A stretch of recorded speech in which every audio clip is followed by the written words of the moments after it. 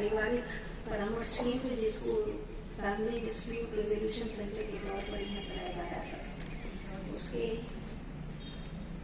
Achievements को celebrate करने के लिए आयोजित इस समारोह में आप सभी का स्वागत है। शारदा यूनिवर्सिटी के हमारे भाई भाई Gupta ji, joint secretary headquarter Bablu ji, DCW का प्रभार संभाल रही हमारी कर्मठ, नाम मुझे नाम मालूम है, थोड़ी सी नाम के आगे यंग बच्चों के कुछ विश्लेषण जोड़ देने से काम करने का जज्बा बढ़ जाता है। तो हमारी बहुत ही कर्मठ, संवेदनशील और महिलाओं की समस्याओं के निरंतर निराकरण कराने के लिए तत्पर रहने वाली कृति वर्णिका, शारदा यूनिवर्सिटी के हमारे इस मीडिएशन सेंटर में लगातार सहयोग दे रहे सभी वरिष्ठ कर्मी, मेंबर्स ऑफ फैकल्टी, इस रेजोल्यूशन सेंटर के माध्यम से एक नई दिशा पाए हुए परिवार के सभी जो आम नागरिकगण यहाँ बैठे हैं, मीडिया बंधु, इस सेंटर की उपलब्धि को सेलिब्रेट करना जरूरी क्यों है, इसको हमको थोड़ा सा उस पर चर्चा करनी चाहिए। तभी इस सेंटर की इस जनपद में तथा इसी प्रकार तेजी से बढ़ रहे सभी महानगरों में इस सेंटर की क्या अहमियत है वो थोड़ा सा समझ में आएगी। अमूमन सभी जिलों में महिला थाना रहते हैं और मिशन शक्ति के अंतर्गत सभी जिलों में महिला थानाओं की संख्या भी बढ़ाई गई।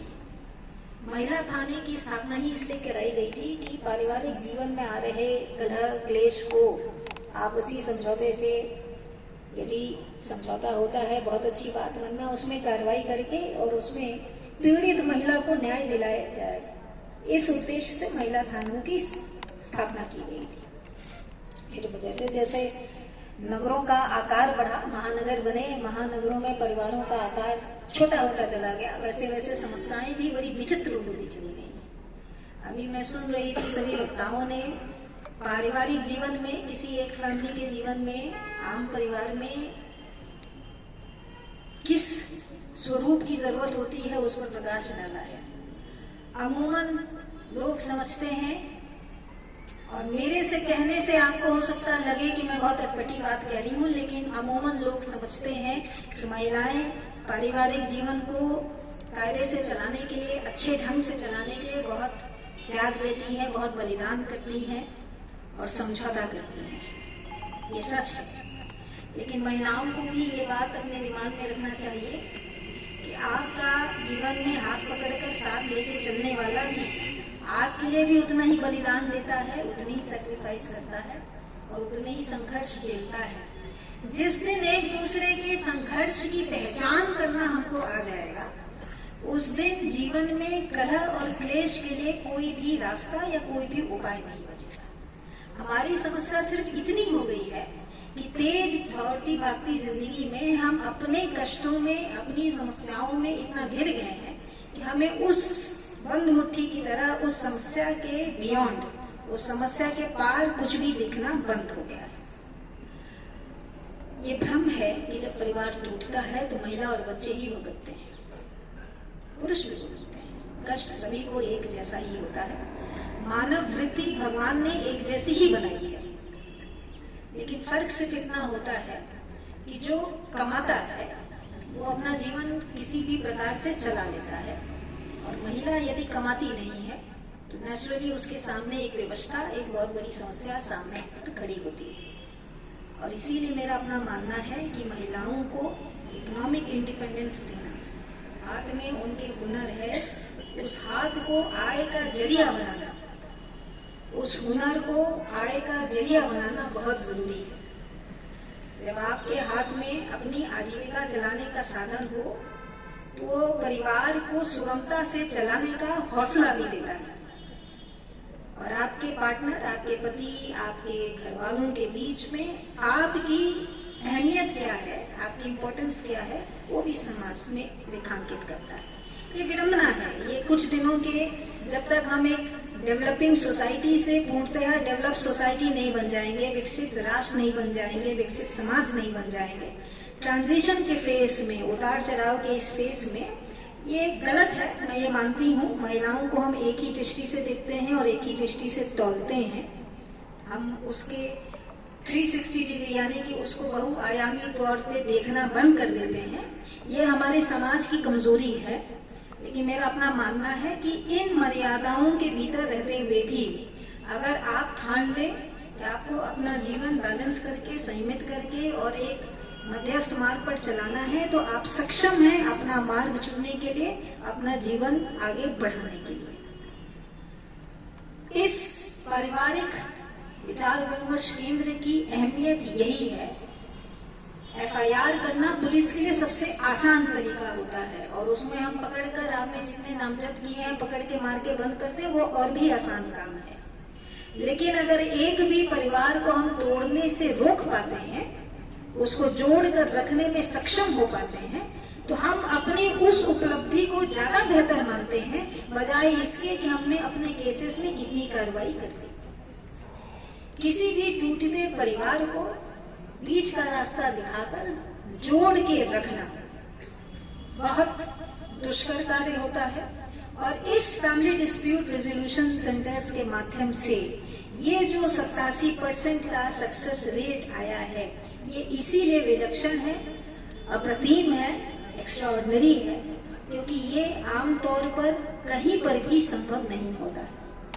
जिन रिश्तों में गांठ पड़ जाए, उन गांठ को हम लोग उनको ग्रीक माइथोलॉजी की एक बहुत दुर्गम गांठ होती है जो खुलने में असंभव होती है, उसको मानते हैं। क्योंकि रिश्तों में जब एक बार गांठ पड़ती है तो माना जाता है कि वो खुलेगी नहीं और उसका समाधान नहीं निकलेगा। लेकिन मुझे बहुत खुशी हुई है देखकर कि वैसी दुर्गम गांठ को खोलकर रिश्तों को एक करने में ये सेंटर सक्सेसफुल हो रहा है, सफल हो रहा है और नया रास्ता दिखा रहा है। परिवार वालों को भी दृष्टि को थोड़ा सा व्यापक विस्तार दे रहा है। महिला को, बहू को, बच्चों को थोड़ा सा, बहनों को, बच्चियों को थोड़ा सा खुली दृष्टि से देखना सिखा रहा है। और महिलाओं को भी ये समझा रहा है कि केवल आपका ही कष्ट नहीं है, सामने वाले को भी कुछ कुछ कष्ट जरूर होता है। एक दूसरे के कष्ट की मर्यादा को अगर हम जिस दिन रखना सीख लेंगे, उस दिन फैमिली डिस्प्यूट रेजोल्यूशन सेंटर के माध्यम से ही हम 100% सक्सेस रेट मानने पर सक्षम हो जाएंगे, सफल हो जाएंगे। हमारी कोशिश है कि नोएडा में और सेंट्रल नोएडा में भी आगामी कुछ माहों में ही इस तरह का फैमिली डिस्प्यूट रेजोल्यूशन सेंटर खुलना चाहिए। वहाँ पर भी बहुत सारे केसेस आ रहे हैं और अगले कुछ माहों में ही हम इन सेंटर्स का उद्घाटन करेंगे। पुलिस की काउंसलिंग और किसी सिद्धहस्त साइकोलॉजिस्ट की काउंसलिंग में फर्क सिर्फ इतना होता है कि हम आपको समाज की आमतौर पर चल रही मर्यादाओं और मान्यताओं के बारे में काउंसिल कर सकते हैं, कानून के बारे में काउंसिल कर सकते हैं। लेकिन एक जो प्रोफेशनल काउंसलिंग है, उसके लिए इस तरह के सेंटर्स की जरूरत महसूस हो रही है और यही इस सेंटर की सफलता का मूल कारण भी है। इसलिए शारदा यूनिवर्सिटी के इस स्टाफ की मैं बहुत खुले दिल से बड़ाई करूंगी कि ये उनका वैतनिक कार्य नहीं है। शारदा यूनिवर्सिटी के कामों के चार्टर ऑफ ड्यूटीज में ये काम नहीं आता है, लेकिन समाज को एक नई दिशा के देने की नीयत से वो इस सेंटर्स में अपना योगदान दे रहे हैं और इतना समय देकर इस तरह के समस्याओं का समाधान करा रहे हैं। इसके लिए वो बधाई के पात्र हैं और आशा करते हैं कि आने वाले दिनों में भी जो MOU साइन हुए हैं उसके तहत इस तरह का काम और अधिक बढ़ेगा। हमने DCW से कहा था कि चूंकि ये हमारा एकमात्र चलने वाला साइंटिफिक विधि से काउंसलिंग करने वाला सेंटर है, तो यहाँ के केसेस की संख्या बढ़ाई जानी चाहिए। और मुझे बहुत खुशी है कि हमारे केसेस की संख्या लगातार पिछले वर्षों की तुलना में यहाँ बढ़ी है। और नोएडा में ये सेंटर खुलने के बाद हम आशा करते हैं कि हम अपने फैमिली डिस्प्यूट रेजोल्यूशन को एक नई दिशा दे पाने में सक्षम होंगे। अंत में DCW को सिर्फ इतना ही मेरी ओर से एक छोटा सा सजेशन रहेगा। इस सेंटर्स के माध्यम से महिला सुरक्षा के लिए इस जिले में जो भी काम हुआ है उसको पराकाष्ठा नहीं मानना चाहिए, उसके बियॉन्ड जाना चाहिए और कोई ना कोई नवाचार, न्यू इनोवेशन लगातार होते रहना चाहिए। यंग ऑफिसर से हम लोगों की यही अपेक्षाएं रहती हैं और आशा करते हैं कि आने वाले दिनों में महिला सुरक्षा को लेके ये जिला जो 24 घंटे काम करता है, वो 24 घंटे हम महिला सुरक्षा को निरापद मानते हुए 24 घंटे काम करने की, निकलने की स्वतंत्रता के साथ 100% सिक्योरिटी देने में सक्षम होंगे। इस दिशा में DCW और उनकी विंग काम करेगी और आने वाले नए वर्ष में हम कोई ना कोई नई चीज लेकर आए, ऐसी मैं आशा करती हूँ। Thank you.